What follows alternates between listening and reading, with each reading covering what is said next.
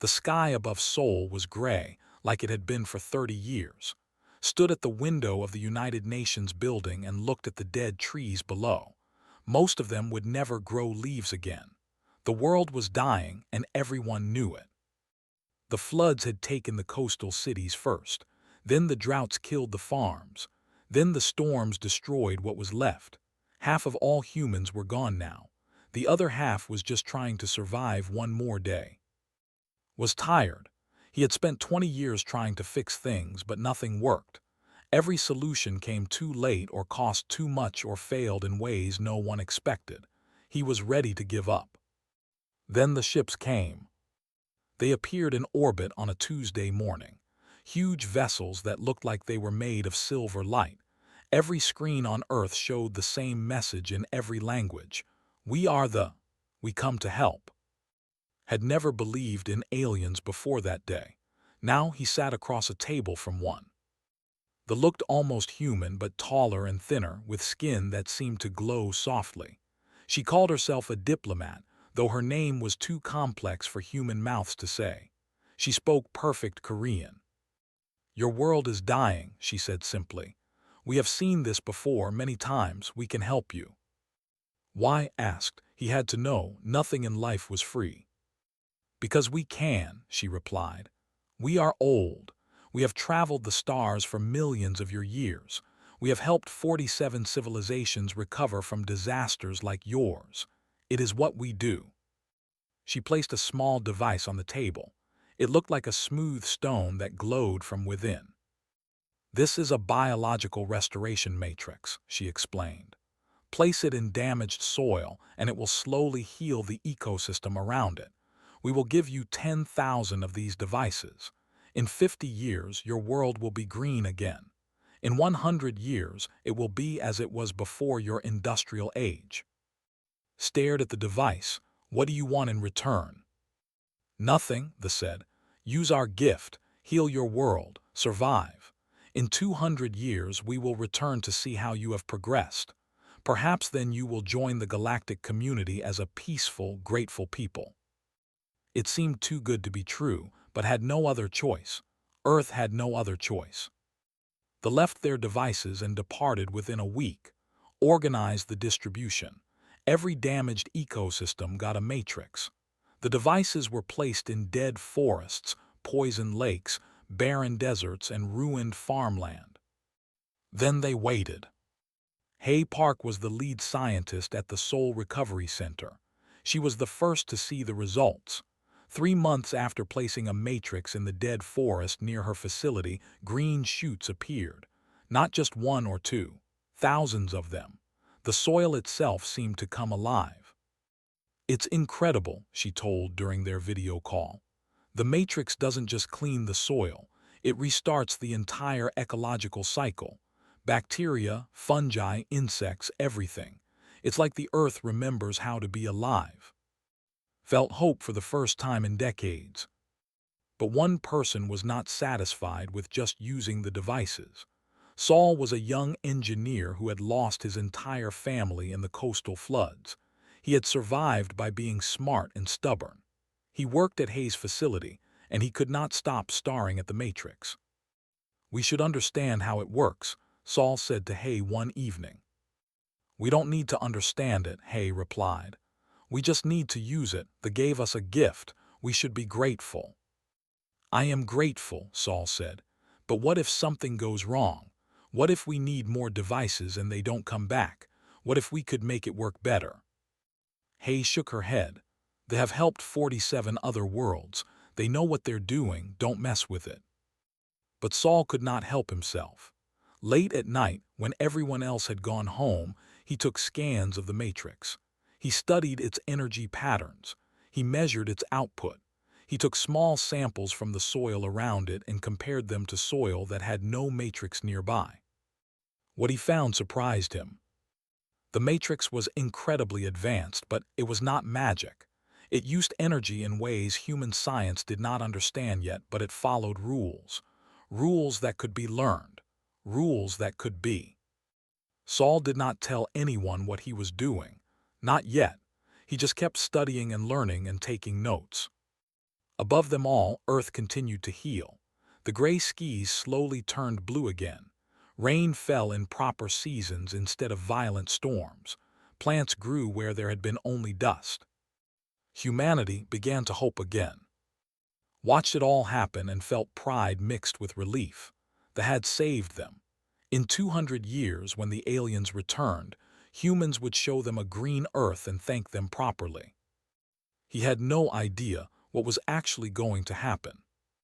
None of them did. Because humans were not like the other 47 species that had helped.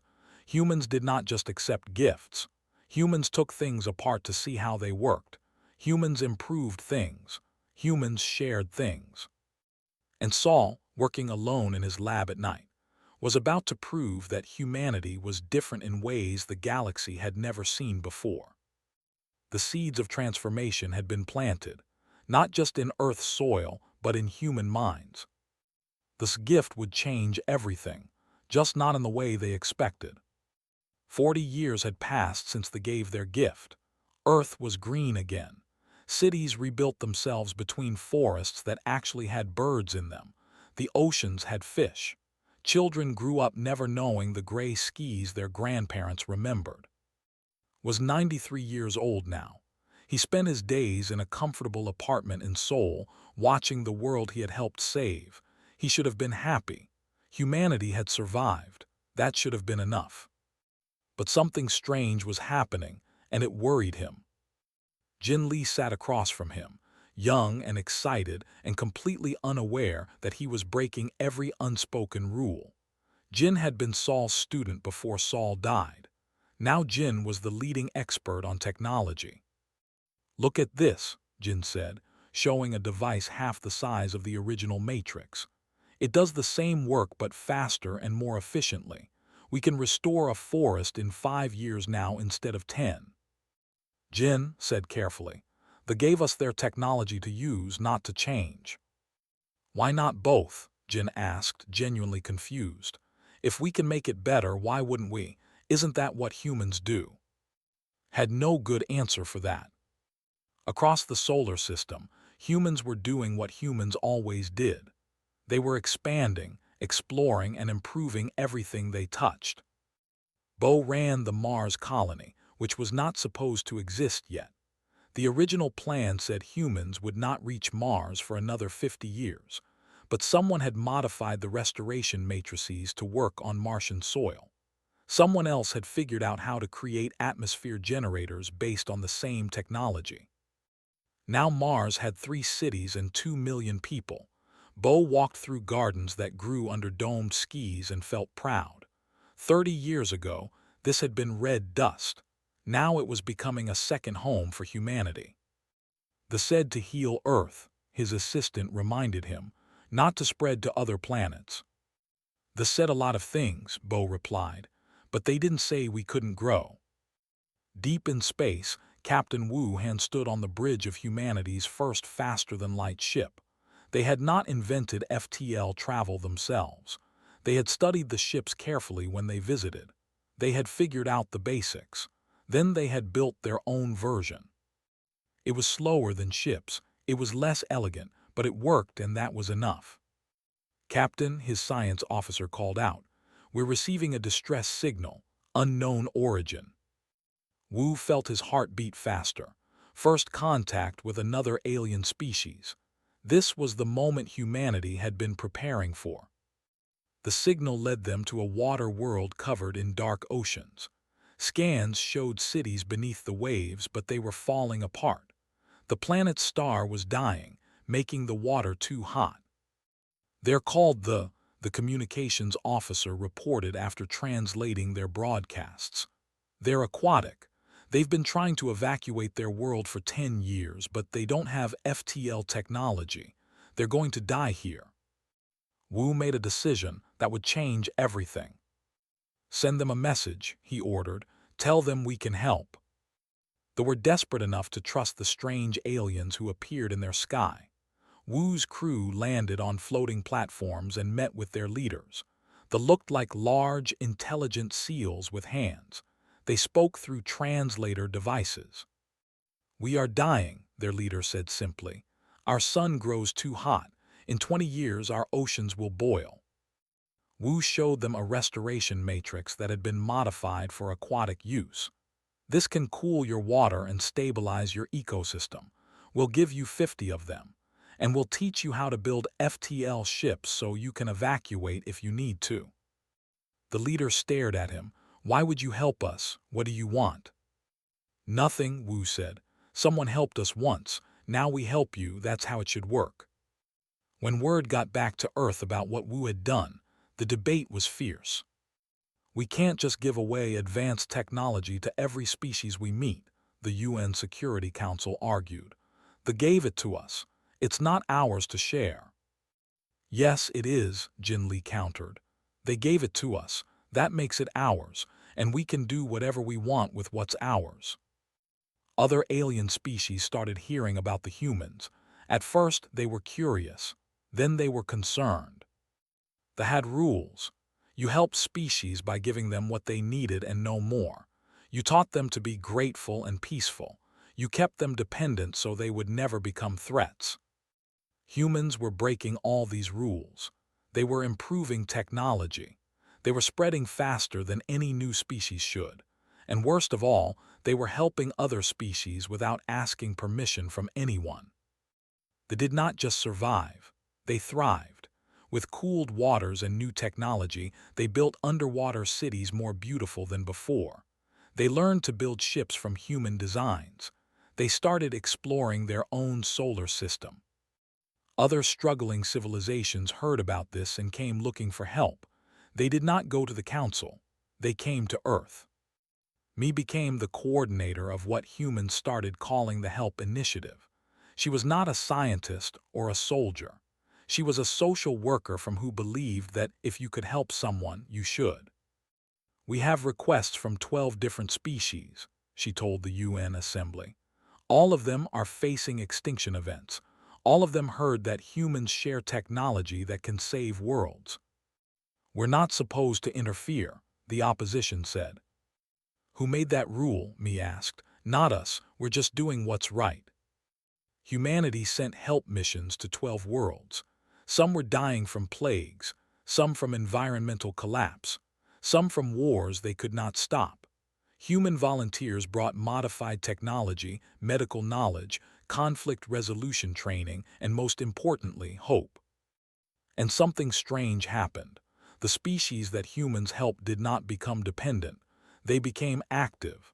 They started improving the technology themselves. They started helping each other. Wazahu studied the 47 species that had helped before humans. She found something disturbing. They're all the same, she reported to Jin Li. Peaceful, grateful, and completely uncreative. They use technology exactly as it was given to them. They never change it. They never improve it. They never help other species. It's like this help made them stop trying. But we didn't stop, Jin said. No, agreed. We didn't, and neither did the species we helped. Why? They did not have an answer yet, but the pattern was clear. Humanity was creating something new in the galaxy. A network of species that helped each other, improved technology together, and refused to just be grateful and quiet. They heard the rumors. In their distant home system, the Elder Council gathered to discuss the human problem. They were supposed to use our gift to heal their world, one elder said. They have healed their world, another replied, and 30 others. That's the problem, the first elder said.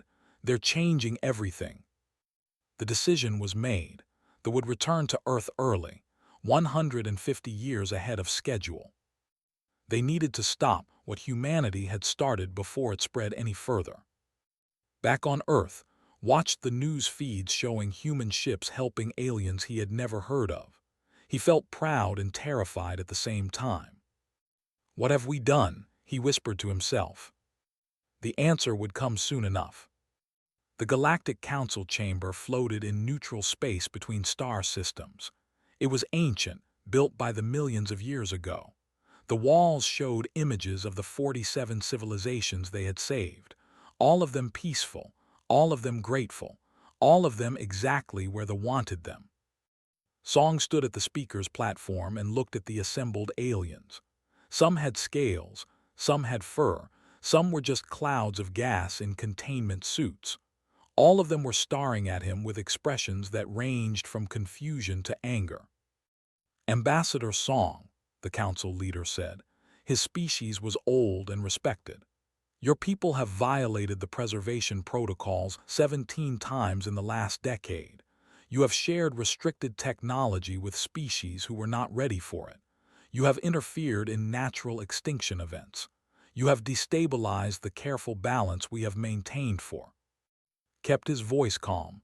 We helped species that were dying the same way they helped us. That is not the same, the council leader replied sharply. The help with permission from this council. They follow proper procedures. They ensure the helped species remain stable and peaceful.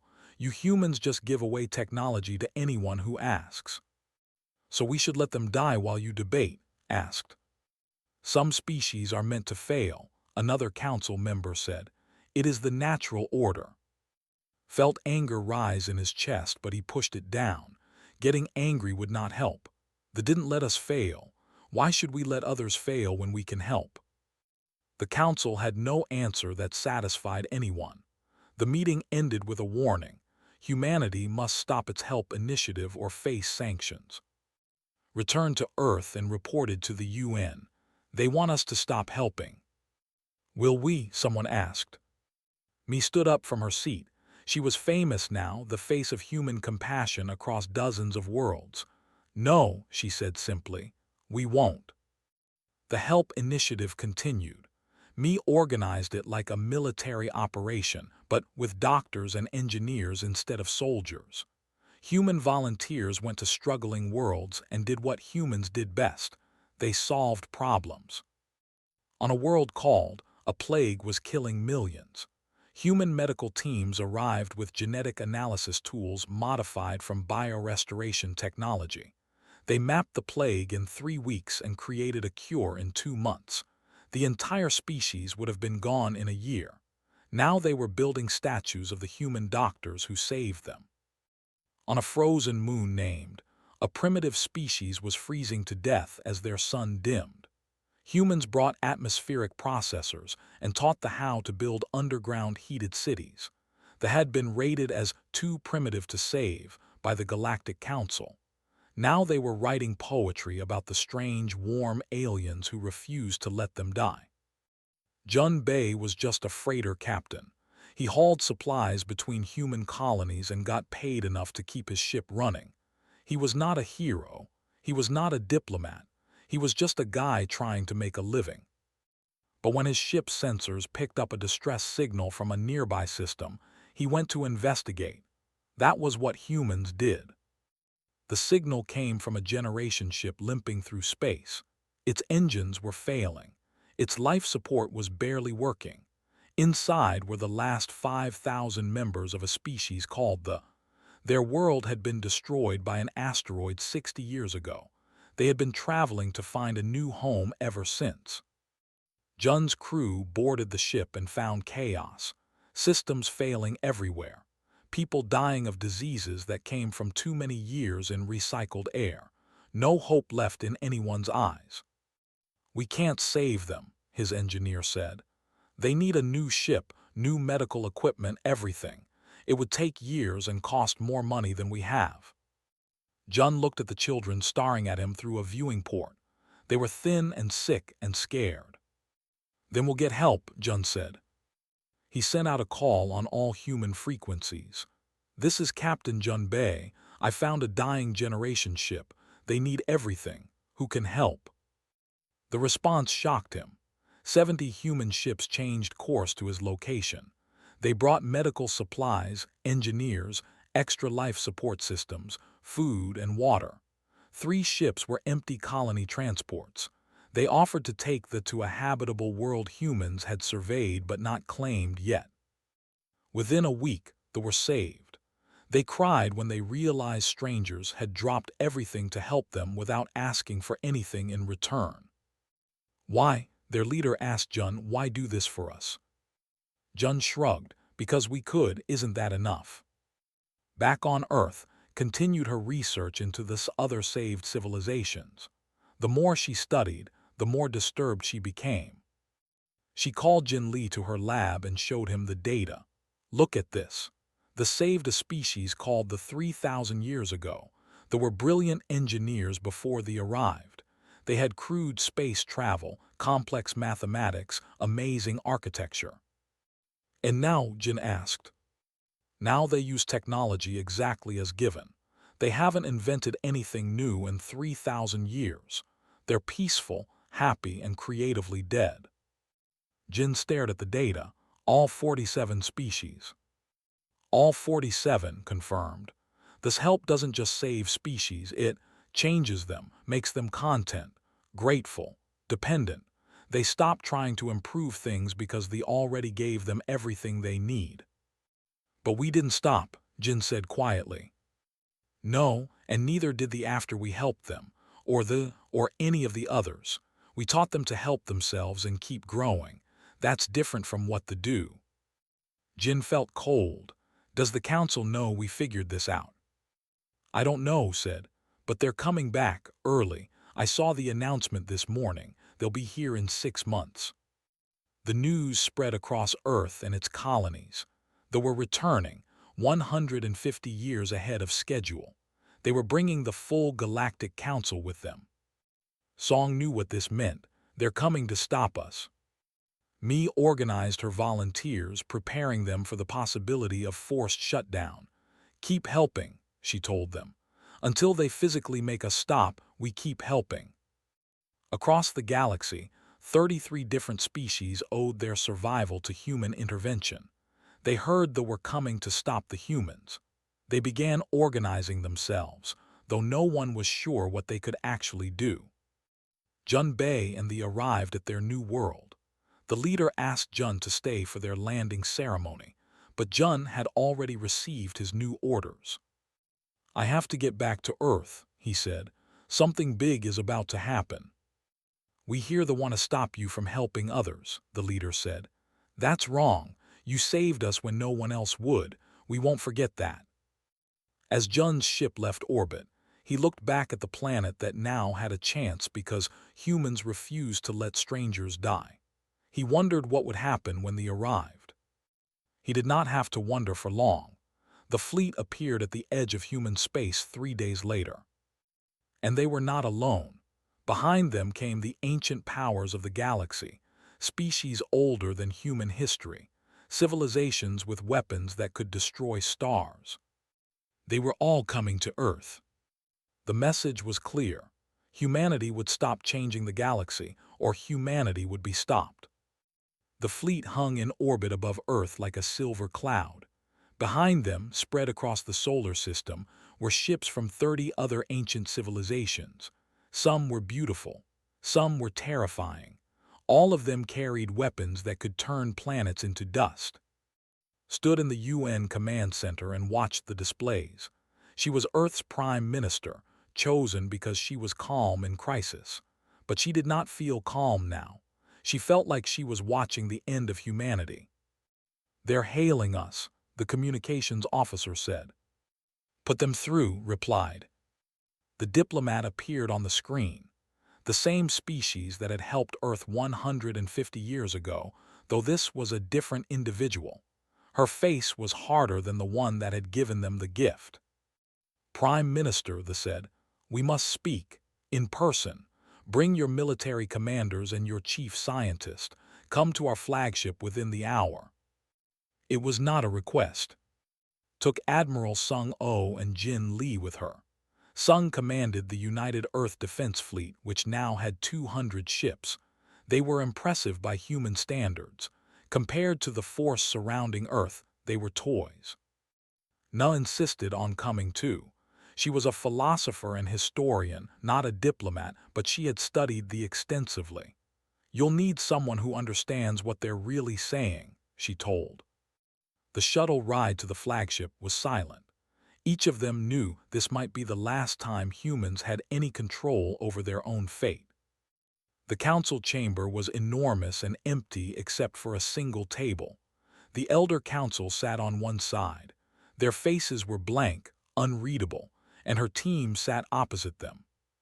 "You have broken the galaxy," the lead elder said without preamble. Jin started to speak but put a hand on his arm. "Let them talk first." "For millions of years we have maintained order," the elder continued. "When civilizations face extinction, we save them. We give them what they need to survive. In return, they become peaceful, stable members of the galactic community. 47 species have been saved this way. All of them are content. All of them are grateful. All of them exist in harmony."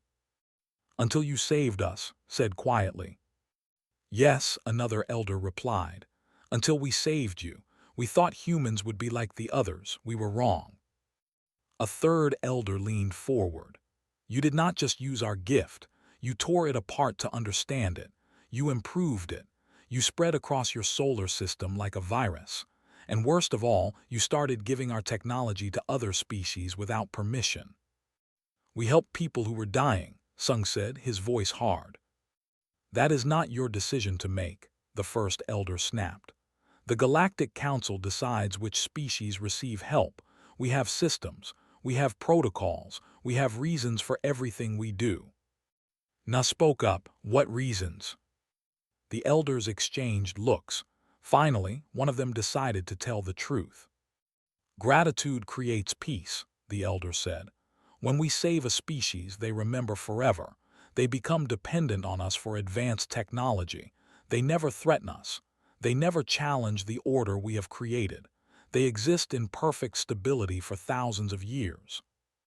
Felt her stomach turn cold. "You don't help species survive. You help them become dependent." "It is the same thing," the elder replied. "No," Jin said firmly, "it's not." The recordings have started playing on his tablet.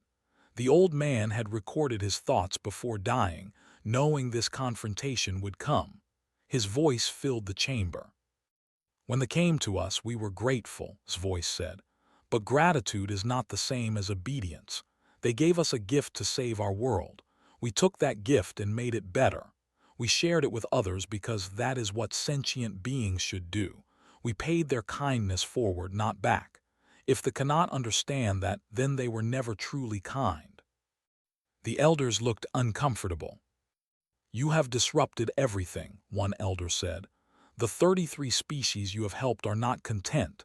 They are not grateful in the way they should be. They are innovative. They are expanding. They are helping each other without our permission. You have infected them with your recklessness." "Or we freed them from your control," Sung replied coldly. The lead elder's face hardened. "We did not come here to debate philosophy. We came to give you an ultimatum. You will cease all help to other species immediately. You will return the technology you have modified to its original form. You will submit to Galactic Council authority, or we will quarantine your system permanently. No human will ever leave this solar system again." "And if we refuse," asked, "then we will make you comply by force." Silence filled the chamber. This was the moment. Humanity could accept eternal isolation, or it could fight a war it could not win. Na spoke again, her voice calm. "You said you've saved 47 species before us. Can we speak with them?" They looked confused. "Why?" "Because they're part of this conversation too," Na replied. After a long pause, they agreed. Representatives from the 47 saved species were brought into the chamber through video links. They looked nervous, confused about why they were here. Na addressed them directly. "They saved your civilizations, correct?" They all agreed. "And you are grateful to them?" Again agreement. "Have you ever tried to improve the technology they gave you?" Silence. Then one representative from a species called the spoke carefully. No, we use what was given. It would be ungrateful to change it." "Have you ever helped another species the way they helped you?" More silence. Finally, another representative said, "We have not. That is this purpose, not ours." None nodded slowly. "And are you happy?" "We are content," they all replied, almost in unison, as if they had practiced saying it. Na turned back to the elders. They're not happy, they're sedated, you didn't save them, you tamed them. We gave them peace, an elder insisted. Peace isn't the same as being alive, Jin said. Stood up. We refuse your ultimatum. We will not stop helping others. We will not submit to control. If you want to quarantine us, you'll have to enforce it.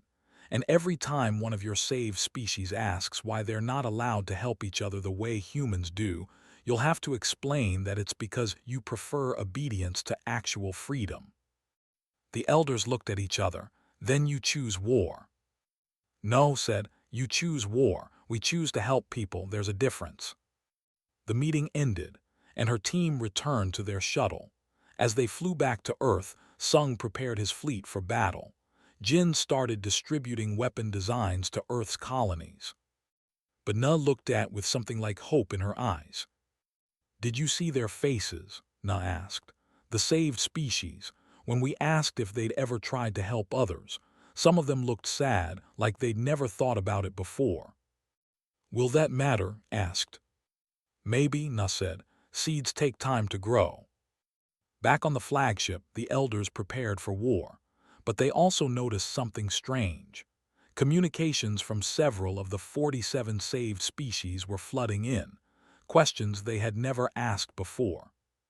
Why can't we help others like the humans do? Are we allowed to improve our technology? Can we talk to the humans? They had controlled the galaxy for millions of years. They had never faced a real challenge to their authority. But humanity had done something they had not expected. They had not just broken the rules. They had shown other species that the rules were wrong. And ideas were much harder to stop than ships. The galaxy held its breath. The fleet surrounded Earth's solar system. Human ships formed defensive positions around every colony and station. Both sides had weapons armed. Both sides were ready.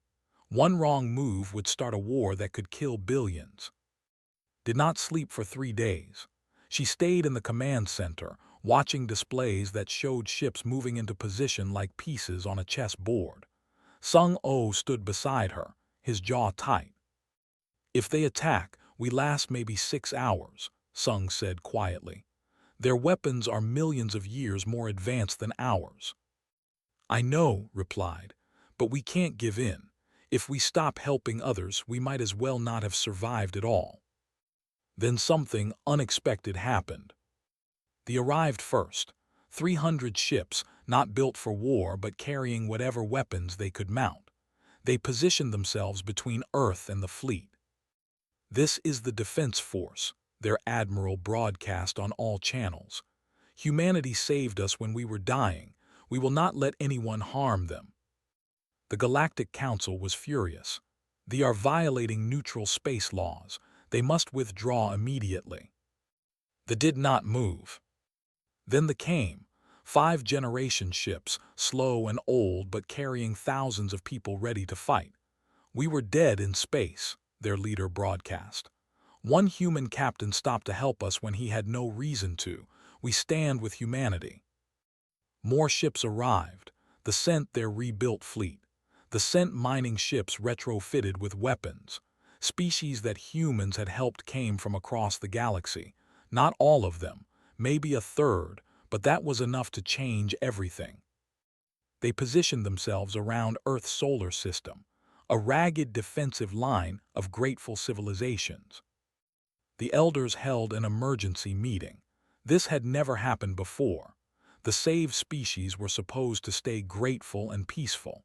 They were not supposed to take sides against the Galactic Council. This proves our point, one elder argued. The humans have corrupted them. They need to be stopped before this infection spreads further. But another elder, younger than the others, spoke up. Or perhaps we need to ask why they're willing to die for humanity but would never do the same for us. On Earth, Park worked frantically. She was a young diplomat, only 32 years old, but she had an idea. It was crazy. It probably would not work, but they had to try something. Let me talk to both sides, she told. Not officially, not as negotiations, just as someone asking questions. Was desperate enough to agree. arranged private channels to both the elders and the representatives of the saved species. She spoke to them one by one, asking simple questions and listening carefully. Meanwhile, Jin Lee worked in his lab, surrounded by every scientist he could gather. They had been studying the technology for over a century. They understood it better than the probably expected, and Jin had an idea. "What if," Jin said to his team, "we could create a version of the restoration technology that helps species without making them dependent?" "How?" someone asked. "By teaching instead of giving," Jin explained. "The matrices do everything automatically. The species using them never learn how they work. But what if we created matrices that required the users to maintain them, improve them, and understand them? They'd get the help they need, but they'd have to participate. They'd have to keep trying." It took 4 days of constant work. No sleep, barely any food, but they did it. The new matrix design was simpler than the version. It required the user to understand basic principles of biology and energy management. It would break down if not properly maintained, forcing the users to learn how to fix it. But it worked just as well at healing ecosystems. Jin called it the partnership matrix. Park gathered everyone together for one final meeting. The elders, representatives from the 47 saved species, the 33 species humans had helped, and humanity's leaders. She stood in front of them all and spoke. "They have helped civilizations for millions of years," said. "That's amazing. That's noble, we're grateful. But there are 2 ways to help someone. You can do everything for them, or you can teach them to do it themselves." She displayed Jin's new partnership matrix design for everyone to see. This technology helps civilizations survive extinction events, but it requires them to understand it and maintain it. They have to participate in their own survival. They have to keep learning and growing. They can't just accept help and stop trying. The elders looked at the design with expressions that were hard to read. "We're not saying the way is wrong," continued. "We're saying there's more than one way to help, and species should get to choose which kind of help they want." One of the representatives from the saved species spoke up. It was the ones who had looked so sad during the last meeting. "What if? What if we want to try this partnership matrix? What if we want to learn instead of just receiving?" The elder started to object, but then something happened that no one expected. A younger stood up from the back of the chamber. She was not an elder. She was from the generation born after the galaxy had been stabilized. "I want to see what happens if we let them choose," she said. Other young stood with her. Not many, maybe a dozen, but enough to show that even among the opinion was divided. The lead elder looked at his people standing in rebellion. He looked at the species surrounding Earth, ready to fight for humanity. He looked at the partnership matrix design. Finally, he spoke. "The Galactic Council will debate this proposal." It was not acceptance, but it was not war. The debate took 3 weeks. The galaxy watched and waited. Arguments flew back and forth. The ancient powers wanted to maintain their control. The newer species wanted the freedom to help each other. Finally, a compromise was reached. The galaxy would have 2 systems. Species could choose to accept traditional help, which provided everything they needed, or they could choose partnership help, which required them to participate and grow. Neither side was completely happy, but both sides could live with it. The crisis was over. 6 months later, and Jin stood in the Seoul Command Center and looked at the star maps. 17 of the 47 saved species had requested to switch to partnership matrices. They wanted to learn. They wanted to grow. They wanted to help others. "It's not perfect," Jin said. "Some species will stay dependent on them. Some might fail using our system because it's harder." "But it's their choice," replied. "That's what matters." New species were reaching out every day. Some wanted traditional help. Some wanted partnership help. Humanity had gone from being isolated and dying to being the center of a new alliance based on mutual growth instead of grateful dependence. Park was appointed as the first ambassador of the Partnership Alliance. She traveled from world to world, teaching species how to help each other without creating dependency. Me continued running help missions, but now she had volunteers from 30 different species. Humans taught others, others taught humans, everyone grew together. Jun Bei kept hauling freight, but now he carried partnership matrices to new worlds. He liked the work. It felt like he was planting seeds everywhere he went. In her research lab studied the species that had switched to partnership help. They're different already, she told Jin. More creative, more active. They're starting to invent their own technologies again. Good, Jin said. That's what being alive means. The elders debated what had gone wrong. How had one species changed everything they had built over millions of years? But the young who had stood up in the meeting knew the answer. She watched human broadcasts and saw something her people had forgotten: the joy of discovery, the pride of solving problems, the beauty of helping others stand on their own. They had maintained order for so long that they had forgotten what growth looked like. Humanity had reminded them. 10 years after the crisis, stood in the same spot where had stood 150 years earlier. She looked at the same window at the same city, but instead of gray skis and dead trees, she saw green forests and blue skis. And beyond Earth, she saw something even better: hundreds of worlds helping each other, growing together, facing problems as partners instead of as saviors and saved. Jin joined her at the window. He was old now, gray-haired and tired, but still working every day. "We didn't mean to change everything," Jin said. "We just wanted to help." "Maybe that's why it worked," replied. "The wanted to control, we just wanted to care." She pulled up a message on her tablet.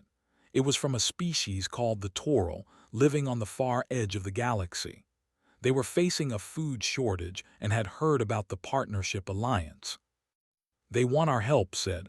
"Not to do everything for them, just to teach them how to help themselves." Jin smiled. "Send a team, and make sure they bring teachers, not just technology." That night recorded a message for future generations of humans. She wanted them to understand what had happened and why. "They gave us help once," she said into the camera. "It saved our species. We could have just been grateful and content. Instead, we took their gift and asked, what if we made this better? What if we shared it? What if we helped others the way they helped us?" She paused, choosing her words carefully. "We didn't set out to transform the galaxy. We just did what humans do. We saw problems and fixed them. We saw people hurting and helped them. We refused to accept that things had to stay the way they were. The maintained order for millions of years. That's impressive. But we showed them something they had forgotten. That helping someone means giving them the tools to help themselves. That gratitude isn't the same as dependence. That peace without growth is just a comfortable prison. They gave us help once, and humanity responded by transforming that help into something better, something that grows instead of contains, something that frees instead of binds." Looked directly into the camera. "We're just getting started,"